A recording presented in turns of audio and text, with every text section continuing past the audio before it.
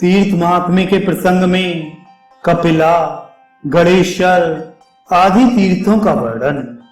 मार्कंडेय जी कहते हैं, राजेंद्र, तदनंतर उत्तम कपिला तीर्थ में जाना चाहिए। राजन, वहां स्नान कर व्यक्ति 1000 गोदान का फल प्राप्त करता है। ज्येष्ठ मास के आने पर विशेष रूप से चतुर्दशी तिथि को वहां उपवास कर मनुष्य को भक्ति पूर्वक घृत का दीपदान करना चाहिए। घृत से ही रुद्र का अभिषेक करना चाहिए। घृत युक्त श्रीफल का हवन करना चाहिए और घंटा तथा आभरणों से संपन्न कपिला गौ का दान करना चाहिए।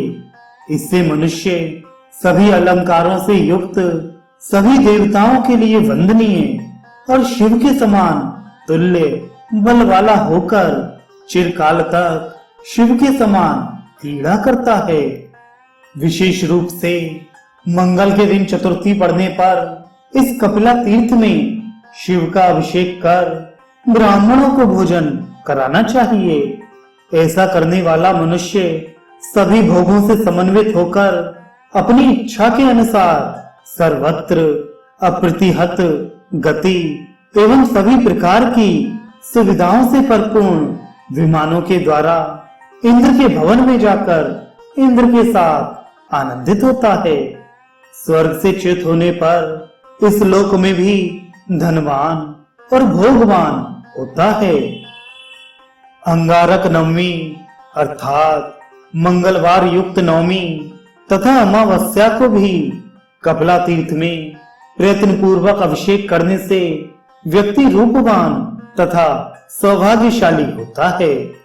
राजेंद्र, तदनंतर उत्तम गणेश्वर तीर्थ में जाना चाहिए।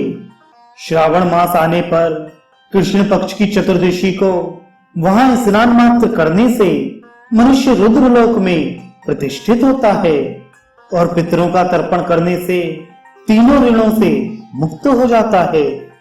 गणेश्वर तीर्थ के समीप श्रेष्ठ गंगावदन नामक तीर्थ है।